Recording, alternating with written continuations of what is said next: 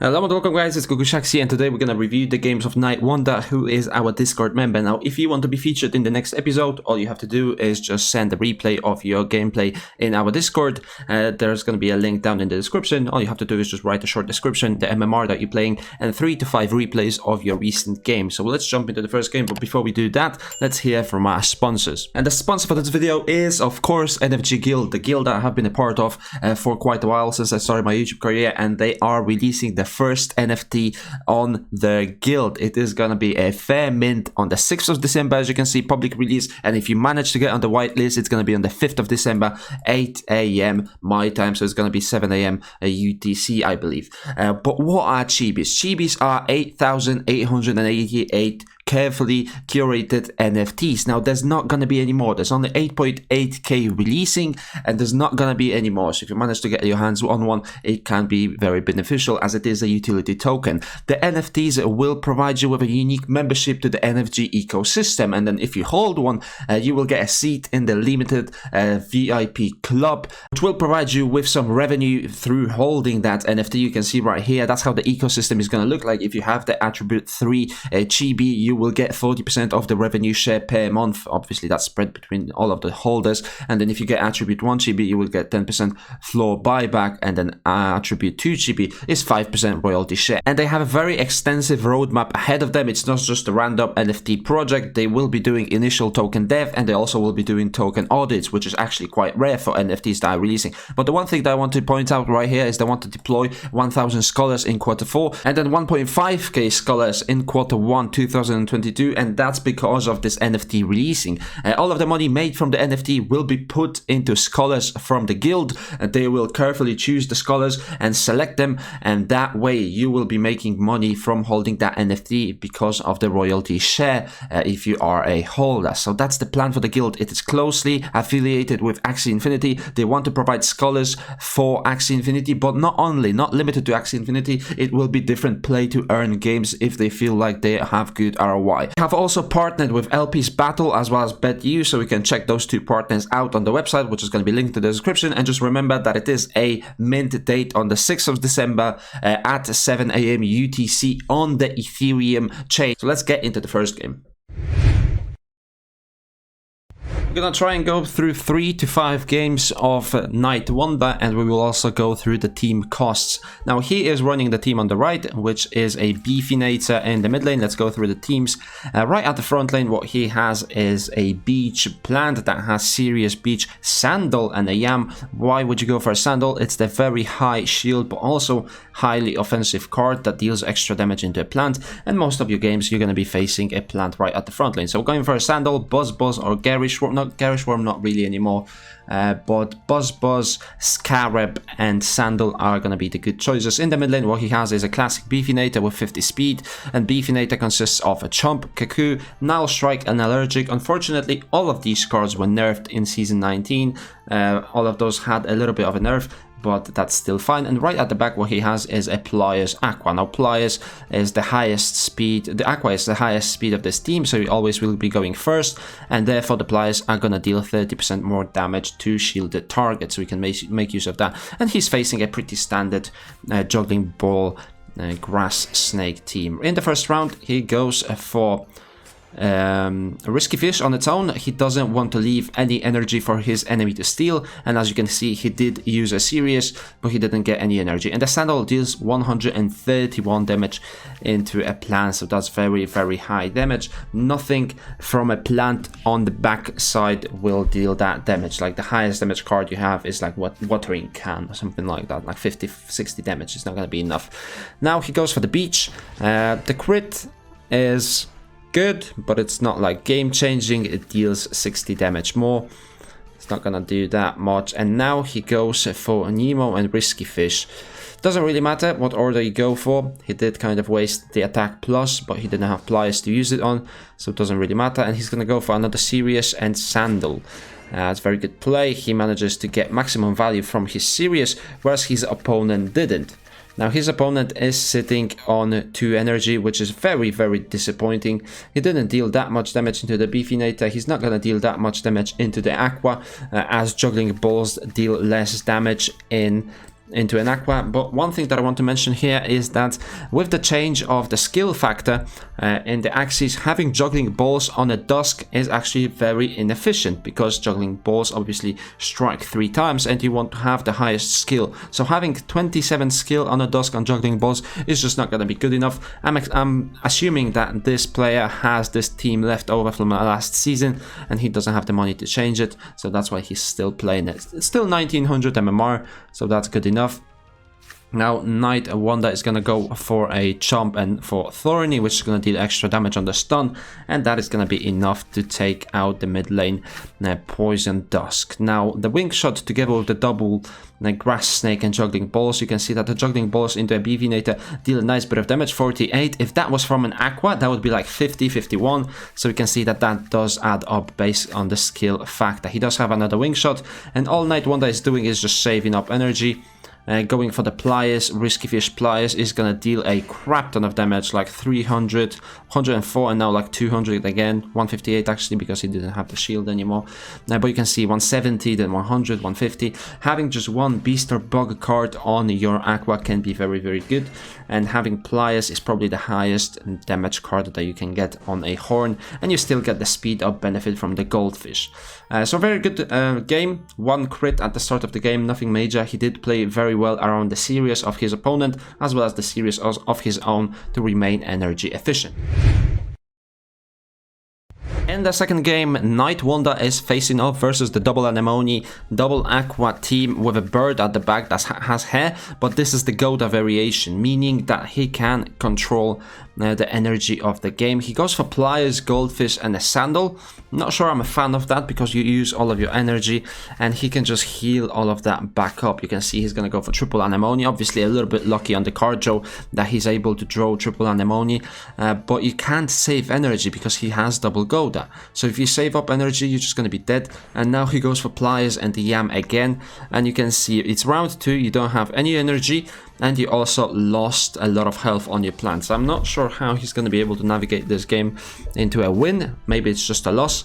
I'm expecting it to be a loss. You can see Blackmail together with the Goda is going to get rid of the plant. Unless he crits here, he's going to struggle to win this game because of the starting position that he put himself into. If you can't one-shot one of the aquas, you're really gonna struggle. Hair together with the eggshell to sacrifice the bed.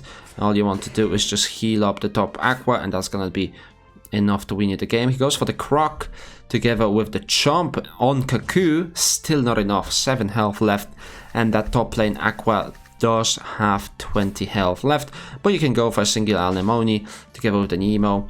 He does have 5 poison stacks, which is a little bit annoying to play with, as every single card that you play will take 10 health from you. Going for the single Nemo. On top, he will also go for the Croc, Cuckoo and Chomp, and he does lose on the 50-50. So we can see he had a 50% chance to attack the top aqua or the bottom aqua based on how the targeting works, based on the position of this Beefinator.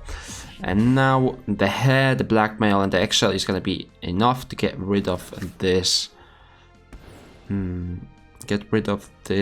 dusk, but he does target the bird because I think he misplayed. I think that's a misplay, going for eggshell last and sacrificing your bird. I'm not sure you had to do that. I'm not sure you did. Now the Pliers together with the Goldfish. He's gonna be going first. He does have 1 energy, so if he just draws good cards, and that he does, he's actually gonna be able to turn this into a win. I'm surprised. I think his opponent misplayed going for the eggshell last. I think sacrificing that bird is not necessary. You can do that next turn once you have 2 versus 1. I think that eggshell did lose him the game, but very well played from KnightWonder, being able to take this game down. Now let's jump into the marketplace, see how much this team is worth if you want to build it for yourself. Beach together with Sirius and Sandal at the back, and obviously Yam to trigger the allergic reaction. We are looking for... Oh, we're not looking to clear our filters. That's not what I was looking to do. Beach and a Sirius with about 59 health is the maximum possible health that you can go for.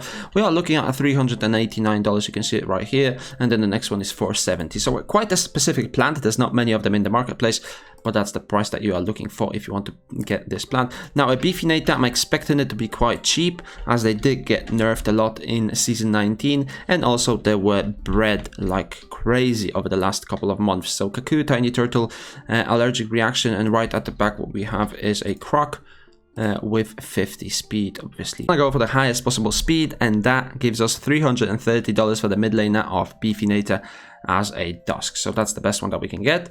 Currently we are sitting at about $740, and at the back what we have is a Pliers, Nemo Goldfish, Rock Risky Fish,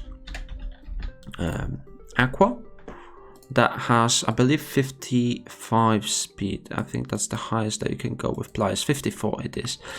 $255. That is a bargain. Let me tell you, that is a bargain, because that Aqua can be used on the mid lane, it can be used on the back lane. As you can see, it is a very good versatile Aqua. I know Aquas have been nerfed quite a lot, the Goldfish and the Risky Fish, but if you queue up Risky Fish with Pliers together, he's still gonna deal quite a lot of damage into plant reptiles and dusks. So I believe that's a valuable Axie to have in your inventory. So that's the prices done. Let's jump into the third game of KnightWonder. In the third game, we are seeing quite a common team. I have made a video about this team already, and that team is Plant at the front. Then you have a Reptile in the mid lane, which is quite tanky with the Wall Gecko, reducing 15% damage taken this round.